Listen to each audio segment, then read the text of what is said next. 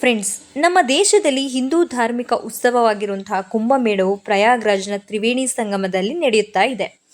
ಈ ಒಂದು ಸಂಗಮದಲ್ಲಿ ಗಂಗಾ, ಸರಸ್ವತಿ, ಯಮುನಾ ನದಿಗಳು ಸಂಗಮ ಆಗುವುದರಿಂದ ಈ ಒಂದು ಪುಣ್ಯ ಸ್ಥಳಕ್ಕೆ ತ್ರಿವೇಣಿ ಸಂಗಮ ಎಂದು ಕರೆಯುತ್ತಾರೆ. ಹಾಗೆಯೇ ಈ ಒಂದು ಧಾರ್ಮಿಕ ಉತ್ಸವಕ್ಕೆ ಪ್ರಪಂಚಾದ್ಯಂತ ಜಾತಿ ಧರ್ಮವಿಲ್ಲದೆ ಕೋಟ್ಯಾಂತರ ಜನಸಂಖ್ಯೆಯಲ್ಲಿ ಭಕ್ತ ಸಾಗರವು ಹರಿದು ಬರುವಂತಹ ವಿಷಯವು ನಿಮ್ಗೆಲ್ಲರಿಗೂ ಸಾಮಾನ್ಯವಾಗಿ ತಿಳಿದೇ ಇದೆ. ಆದರೆ ನಿಮಗೆ ಈ ತ್ರಿವೇಣಿ ಸಂಗಮದಲ್ಲಿ ಸಂಗಮವಾಗಿರುವಂತಹ ಪ್ರಮುಖ ನದಿ ಅಂದರೆ ಗಂಗಾ ನದಿ ಬಗ್ಗೆ ಈ ಒಂದು ವಿಷಯ ನಿಮಗೆ ಗೊತ್ತಿಲ್ಲ ಅಂದರೆ ನಾನಿವತ್ತು ತಿಳಿಸ್ಕೊಡ್ತೀನಿ, ಬನ್ನಿ. ಗಂಗಾ ನದಿಯು ನಮ್ಮ ಹಿಂದೂ ಧರ್ಮದ ಪವಿತ್ರ ಮತ್ತು ಪ್ರಮುಖ ನದಿಯಾಗಿದೆ. ಆದರೆ ಈ ಒಂದು ಗಂಗಾ ನದಿಯ ನೀರು ಅಂದರೆ ಗಂಗಾ ಜಲವನ್ನು ಕಾಶಿಯಿಂದ ಮನೆಗೆ ತರಬಾರದು ಅಂತ ನಮ್ಮ ಹಿರಿಯರು ಹೇಳ್ತಾರೆ.